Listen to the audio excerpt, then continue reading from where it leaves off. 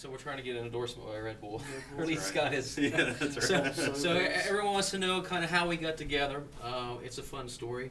I've been playing keyboards all my life, and actually, first person I got hooked up with was Keith. What was the band? Rock Brigade? Rock Brigade. And I drove down with Steve Cooper. Vinnie Vincent, the first record was out, and he just bought it, and it's going da-da-da-da-da-da. The boy's going to rock, and I'm like, holy moly, he already knows how to play this thing. I didn't know how to play air guitar.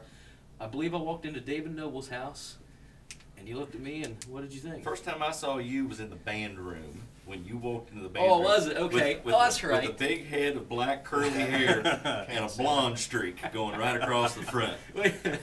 And he was ready to play all the Duran Duran we wanted to play. What do you guys know? Do you know any Duran Duran? Well, I didn't last long in that band because they didn't know any Culture Club, so or Wham. You know, I was really in Wham at the time. So I hooked up with him, and probably I was 16 or 17, and I joined a band that was playing out in the bars. And what'd you think I was a freak first time you saw me? That fuzzy head, yeah. So how were those times? Long. Long. Yeah. He looked like somebody dipped his head in a bucket of bleach, didn't he? We did. Actually, it looked like ramen noodles. Eventually with the extensions. Oh my God, I forgot about this. That was later on. So I played. That's when I met you. I played with him for a while. Yeah, because I met you at a friend of mine brought me over to Lonnie Winter's house, and that was before we moved to Hollywood. Because I left your band, met you, but Keith and I hooked back up together with another guitarist, Matt Hoover, and we eventually, because Keith was actually my drummer. You know, I like to keep my drummers close. So we moved to L.A. Matt and you and I did, and we had some crazy times. That we did. The ones we remember. Yeah. And those we can't even mention on this video. So then, you know, I moved back home with my tail between my legs because there was, you know, 40,000 Mark Slaughters out there. So I came home and started playing with you. Mm-hmm. And ironically, I think it was because you had to quit the band you were working.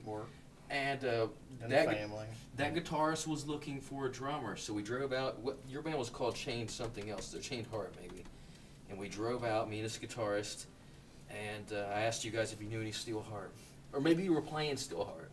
I don't even remember. It's been so long ago. Yeah, man, it's been a long time ago. I was like 91. This is our 5th member. Yes. Kitty. So I started singing. And I don't think you guys ever heard anyone that sang like a girl before, so needless to say, just the girl. They didn't get a drummer, but this band got a new singer. So we played together for a while, and I screwed things up and quit, went back with our old guitarist, but kind of got out of the scene.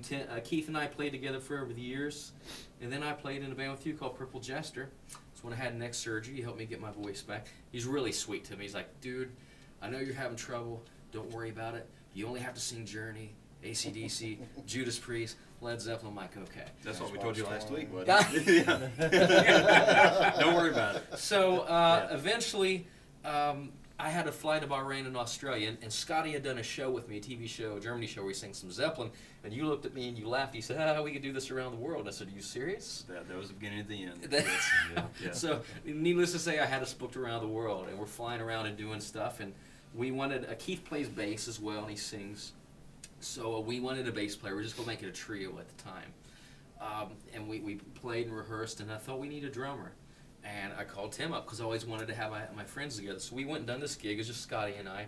And on the way home, we were tired, but he says, you know, we really need to start a band. You know, you do all this vocal coaching stuff, the glass breaking. You need to play music. We've always written music together, you know. So we started writing, and Angel's Wings is actually the first song we wrote together.